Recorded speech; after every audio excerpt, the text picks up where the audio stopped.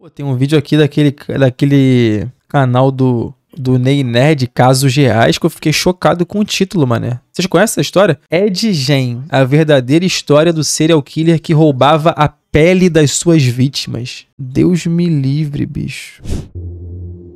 Edward Theodore Gein. Poucos nomes causando tanto medo ou foram tão impactantes para a cultura americana quanto esse nome. Para nós brasileiros, ele é praticamente um desconhecido, mas o legado dos seus horrores também chegou até nós. Bom, o que vocês vão ver agora é uma fresta aberta para um universo de violência real. Esse vídeo não é recomendado para pessoas de coração fraco ou menores de idade.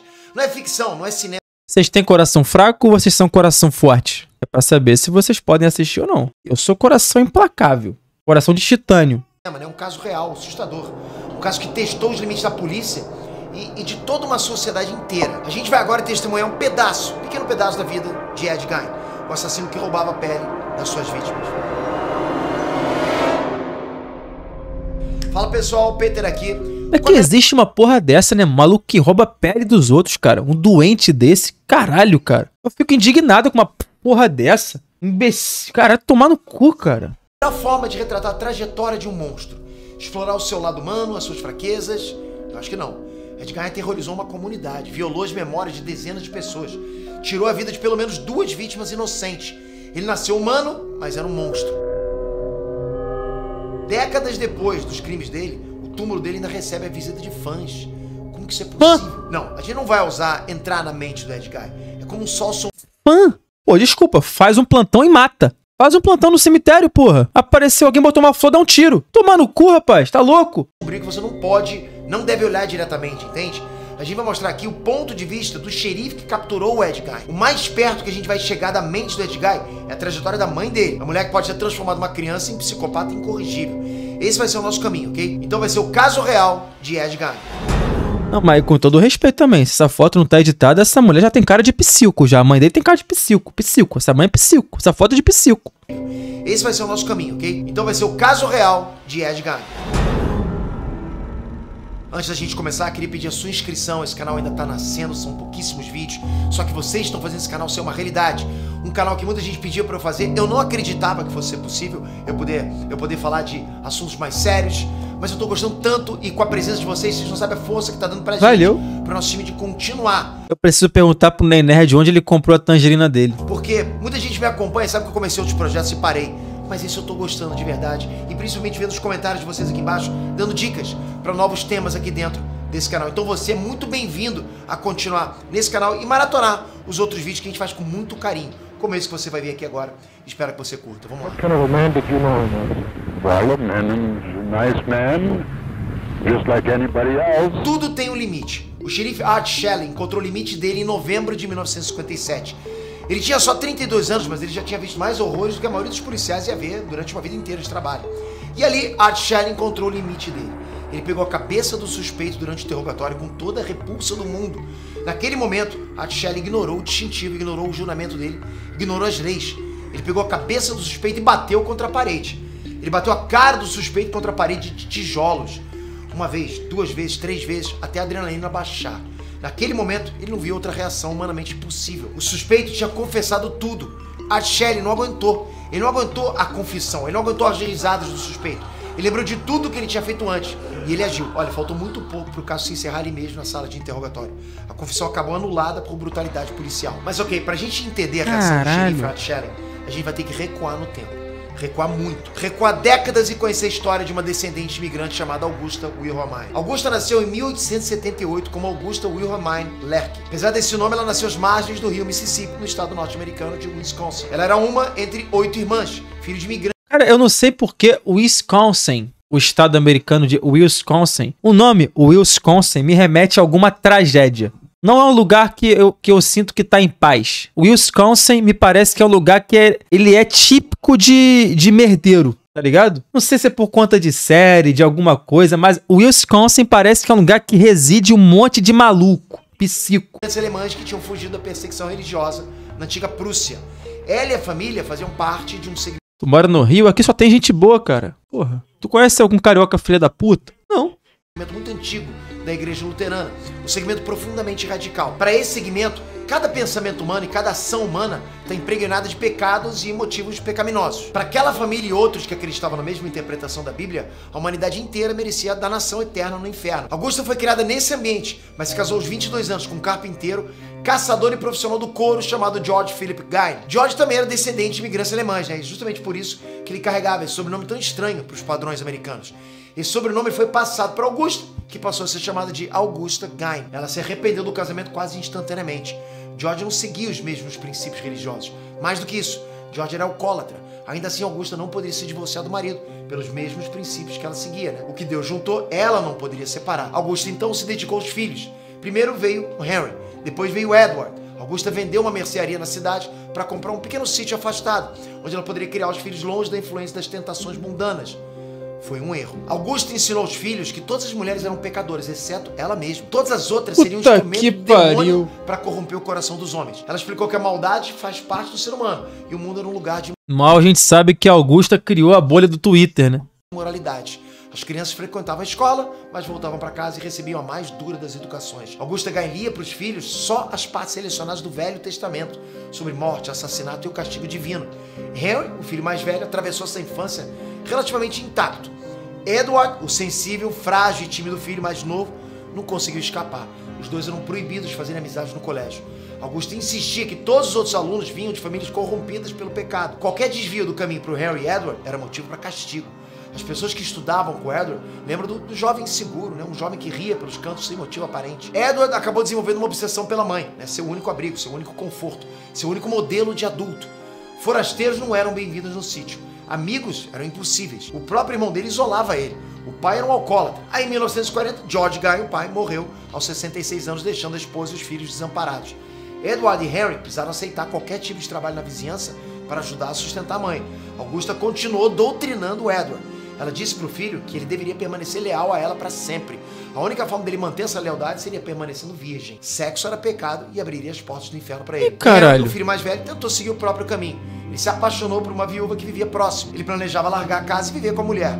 Henry buscava também afastar o irmão Edward das garras da mãe. O Henry conseguia enxergar que a devoção da mãe não era saudável, que aquilo que a mãe ensinava não podia ser a vontade de Deus. Henry não conseguiu convencer Edward de nada. A conexão entre Edward e Augusta era algo que iria permanecer para sempre, pro bem e principalmente pro mal. Infelizmente, Henry não percebeu o perigo. Ninguém percebeu o perigo. Henry Guy morreu vítima de um incêndio em 1944, 4 anos depois da morte do pai. As circunstâncias desse incêndio nunca foram esclarecidas. Na época, o Edward até alegou que ele e o irmão estavam fazendo uma queimada no mato dentro da propriedade e perderam o controle da situação. As chamas se espalharam, os bombeiros foram acionados. Foi só quando o incêndio foi apagado que o Edward relatou que o irmão tinha sumido. As buscas foram conduzidas durante a noite e o corpo do Henry foi encontrado de bruços com o rosto virado para o chão. Ih, rapaz. Tinha sinais de queimadura, mas o Henry trazia marcas de impacto na cabeça. A polícia descartou a possibilidade de assassinato. No registro, Henry Guy consta como morto por asfixia, por inalação de fumaça. Nenhuma autópsia foi realizada. Ninguém percebeu o perigo. Ninguém percebeu que Caim tinha matado Abel. Bom, Augusta então tinha perdido o marido e um filho. Mas ela ainda tinha Edward, né? O eterno Ed dela, o devotado filho Ed. Bom, Augusta sofreu um derrame no mesmo ano que o Henry faleceu. Quem estava lá para cuidar dela? O Ed. Augusta ainda deixaria uma última herança para o Ed antes do fim. Em 1945, confinado numa cadeira de rodas, a antes poderosa Augusta Guy ainda tinha força para um último exemplo, para um último legado de ódio e horror. O caso aconteceu quando Augusta e Ed foram visitar um fazendeiro chamado Smith, que vivia ali perto. Eles foram para comprar palha. Augusta viu Smith espancando um cachorro. Uma mulher saiu da casa do Smith e ordenou que ele parasse com a violência. Smith não escutou e espancou o animal até a morte. Augusta Guy ficou chocada, né? Não com a violência, não com a covardia, não com o destino do animal. Augusta Guy ficou chocada com a mulher. Smith não era casado. Se tinha uma mulher dentro da casa do Smith, isso só podia significar que o vizinho estava vivendo um pecado. Augusta então ordenou que o filho nunca mais fizesse negócio com o Smith ou com aquela que ela chamou de vadia. Naquele mesmo ano, Augusta faleceu aos 67 anos. Ela deixou Edward sozinho no mundo, sozinho, né, com os pensamentos dele. O que espancou um cachorro e ficou por isso mesmo a história? Prestes a se tornar Ed Guy, carniceiro de Plainfield. 12 anos depois, Ed Guy teria o rosto dele Mas com uma mãe doentaça também, né? enfiados numa parede de tijolos. 16 de novembro de 1957, sábado, Segundo dia de temporada de caça ao cervo na região. Bernice Warden estava cuidando da loja de ferragens da família, né, como fazia todos os dias, desde a morte do marido. Essa era a rotina dela nos últimos 15 anos. Né? Ela era amada e respeitada por todos em Plainfield. Naquele dia, né, o movimento esperado era muito pequeno, porque tipo, era um sábado e porque era temporada de caça. Bom, pouquíssimos clientes foram na loja naquele dia. Ninguém viu nada. Às 5 horas da tarde, o filho da Bernice, o assistente, xerife Frank Warden, encerrou o expediente dele e resolveu dar uma passada na loja para ver como é que estavam as coisas. A loja estava vazia, a porta da frente estava destrancada e não tinha ninguém lá dentro. A caixa registradora ainda estava aberta e tinha uma trilha de sangue levando do balcão até a porta dos fundos. No chão tinha uma cápsula de rifle, o mesmo tipo de projétil que um caçador de cervo usaria. Frank Warden gelou na mesma hora. Os sinais estavam muito claros, eram sinais de um crime. E Frank Warden gelou porque ele já tinha visto tudo aquilo antes. As pistas eram idênticas às pistas do desaparecimento de outra mulher, 3 anos antes. Mary Hogan estava cuidando de um bar afastado na área rural e desapareceu da mesma forma. A polícia tinha encontrado uma cápsula de rifle no chão e uma trilha de sangue para a porta. 3 anos depois, Mary Hogan continuava desaparecida. Bom, a cidadezinha de Plainfield tinha menos de 700 habitantes. Era um lugar pequeno, todo mundo se conhecia. Porra, 700 é mole de achar. Frequentava as mesmas lojas para comprar o que precisava. Todo mundo se ajudava quando a tarefa era grande demais, né? Todo mundo tinha estudado na mesma escola. Como seria possível um roubo naquela comunidade? 2 vezes, a mente do Frank Warden retornou para os últimos dias. Ele sabia que a mãe dele tinha recebido a visita de um cliente muito especial no dia anterior. Edgar tinha estado na loja e perguntado de brincadeira se Bernice queria sair para patinar com ele. Era um comportamento muito estranho. Todos conheciam Edgar como um ermitão, um cara esquisito que vivia isolado numa casa onde ninguém podia entrar. Ninguém nunca tinha visto Edgar com uma mulher e de repente ele estava jogando um charme para a dona da loja de ferragens. Edgar também tinha perguntado se a loja iria abrir no dia seguinte. Bernice confirmou que a loja estaria aberta e que ela estaria lá cuidando de tudo. O Edgar prometeu que voltaria para comprar anticongelante. Bom, Frank Warden examinou o talão de notas fiscais da loja. O último registro feito por Bernice Warden era justamente da venda de anticongelante. Era o último recibo. Era a letra da mãe. Frank pediu que os amigos da polícia dessem... Anticongelante serve pra quê? No mínimo, o Edgar poderia ter visto alguma coisa. Além de não congelar. Bom, a polícia foi lá. Ninguém respondeu. Eles voltaram. Frank não desistiu. Horas depois ele falou com o xerife do condado, Art Shelley. Será que o xerife poderia dar uma busca na propriedade? Não, eu falei, pô, pra não congelar, mas tipo assim, tem alguma reação química com alguma merda que dá alguma coisa útil pra maluco? Ele concordou e foi pra fazenda dos Guy com outro assistente. Já era noite. Edgar definitivamente não estava em casa. Não tinha eletricidade na residência, né? Trevas profundas cobriam o lugar. Bom, Art Shelley puxou a lanterna. Ele não tinha ido até ali pra nada. Se o Frank pediu, era porque a coisa era séria. Ele manteve a imagem da Bernice na mente. Era fundamental, né, encontrar o paradeiro da mãe do Frank. Mas onde procurar? A casa do Edgar era uma construção antiga de 2 andares. Ao lado da casa tinha uma espécie de anexo de madeira. Do lado desse anexo tinha o que se chama de cozinha de verão. Um espaço com um forno a lenha para cozinhar nos dias quentes. A Shelley escolheu começar justamente por ali. Ele acertou em cheio. A porta estava aberta. Shelley e o assistente dele ligaram as lanternas e foram surpreendidos. Tinha algo pendurado por ganchos no teto. Era a carcaça de um cervo recém-abatido. Nossa! Era a carcaça de uma pessoa pendurada pelas pernas. Puta que pariu! De uma pessoa decapitada, vestida com a pele de um cervo. Era a carcaça de Bernice Warden. A Shelley saiu imediatamente do local e vomitou tudo que podia no chão da fazenda. Aquilo era só o começo de uma noite que marcaria o xerife até o final dos dias dele. O xerife reuniu coragem e voltou. Aquela mesma cozinha de se encontrar na cabeça da Bernice. Meu Deus! Os órgãos dela tinham sido removidos e guardados num balde. Numa janela, dentro do forno a lenha, a polícia encontrou o coração da Bernice. Ela tinha sido abatida a tiros e tratada como um animal. A perícia da cidade de Madison foi acionada naquela mesma noite. Eles estariam muito mais preparados para esse tipo de caso, né? Policiais de vários condados vizinhos foram chamados para as 2 tarefas: localizar o Edgar e revisitar o resto da casa. Um gerador portátil foi levado até o local e vários holofotes foram instalados para iluminar todos os 9 cômodos da residência do Edgar. Tinha pilhas de lixo, tinha garrafas, jornais velhos, ferramentas. Mas, infelizmente, não era só isso. O que a polícia encontrou naquela casa foi uma cena apavorante, grotesca e real. A casa enganava, parecia um lar, mas era uma filial do inferno. Em cima da mesa da cozinha da casa principal tinha o que parecia ser um simples prato de sopa. Não era. Era a parte de cima de um crânio humano. 2 crânios foram encontrados servidos de enfeite na cabeceira da cama. Meu Deus! Pouco a pouco a polícia foi identificando. Toda a mobília da casa continha partes humanas. Edgar tinha herdado do pai a habilidade de trabalhar com a carpintaria e trabalhar com couro. A polícia achou cadeiras inteiras feitas com ossos ou com estofamento feito de pele humana. E não parou por aí. abajures, uma lixeira, mesas, tudo era feito inteiramente com restos humanos ou usando restos humanos como decoração. Braços, pernas, cabeças, mamilos, vaginas, narizes, lábios, unhas, nada era desperdiçado por Ed Gein. A movimentação atraiu a imprensa. A polícia fez um cordão de isolamento em volta da casa do assassino. How long have you known Mr. Shellen?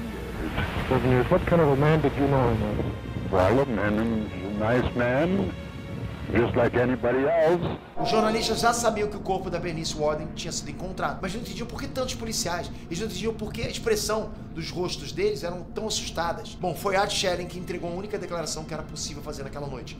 O xerife falou, abre aspas, é simplesmente horrível demais. É horrível além do possível. O número de vítimas não podia ser calculado. Todas mulheres. A noite parecia não ter fim. Numa caixa dentro de um dos quartos, a polícia encontrou o crânio da Mary Hogan, que tinha desaparecido 3 anos antes.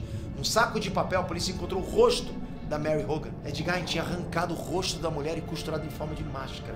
A polícia Meu Deus! Uma feita de peles de outras mulheres. Caralho, moleque, dá pra tu arrancar o rosto de uma pessoa, bicho? Que isso, cara? Um cinto tinha sido feito com 8 mamilos femininos. Ed Gein foi localizado. Ele estava jantando na casa de um vizinho, como se nada tivesse acontecido. Ele foi preso e algemado pessoalmente por Art Schilling. Em várias das fotos divulgadas desse momento, Ed Gein tá rindo. Bom, na delegacia, Ed Gein confessou a morte de Bernice Worden com frieza e riqueza de detalhes. Naquele primeiro depoimento, Art Schilling não se segurou. Ele pegou a cabeça do maníaco e bateu com força contra a parede várias vezes. Esse depoimento foi ignorado pela justiça, mas não fez diferença. Ed Gein repetiu tudo de novo em vários outros depoimentos durante anos. Ele nunca se escondeu e demonstrou sinais de arrependimento. O filho de Augusta Gein era uma mente profundamente perturbada. Segundo Gein, pistas levantadas pela polícia, a maioria dos corpos mutilados encontrados na casa dele tinham sido tirados do cemitério. Ed Gein violava sepulturas de mulheres que tinham acabado de falecer. Puta, que filha da puta, meu irmão. Que ele pudesse se tornar a única coisa que ele amou nesse mundo. A própria mãe. Art Schilling passou os meses seguintes atendendo ligações e dando respostas de outros investigadores, de outros casos de desaparecimento próximos que poderiam estar ligados a Ed Gein. Felizmente, né, ou infelizmente, só as mortes de Mary e Bernice foram conectadas a Ed Gein. Nada mais nunca foi comprovado. Edward Theodore Gein, o carniceiro de Plainfield, foi considerado por uma junta psiquiátrica como inapto para julgamento. Ele recebeu tratamento para transtornos mentais e foi considerado habilitado para ser julgado só em 1968, 11 anos depois. Pô, inapto é o caralho, porra. De ser capturado. Ed Gein foi condenado pelo assassinato de Bernice Worden, mas declarado legalmente insano. Ed Gein foi confinado em asilos psiquiátricos até 1984, quando ele faleceu aos 77 anos, vítima de câncer no pulmão. A casa do Ed Gein foi marcada para ser leiloada em março de 1958. Dias antes, ela pegou fogo. Deus me livre. Misteriosamente. O corpo dos bombeiros voluntários de Plainfield pegou o caminho mais longo possível para chegar lá. Eram só 10 quilômetros de distância, mas quando as equipes chegaram, a casa já tinha queimado até os alicerces. Frank Worden, filho de Bernice Worden, era agora o capitão do corpo de bombeiros. A causa do incêndio nunca foi investigada. O xerife Art Schilling sofreu uma parada cardíaca um mês antes do julgamento de Ed Gein. Ele tinha só 43 anos, mas como eu falei no começo desse vídeo, Art Schilling já tinha visto mais horrores do que a maioria dos policiais vai ver. Pô, você tá louco. A vida inteira de trabalho. A família dele lembra que ele viveu assombrado por tudo que tinha dentro da casa do Ed Gein, por tudo que ele viu lá dentro. Art Schilling tinha medo de testemunhar no tribunal e reviver tudo aquilo.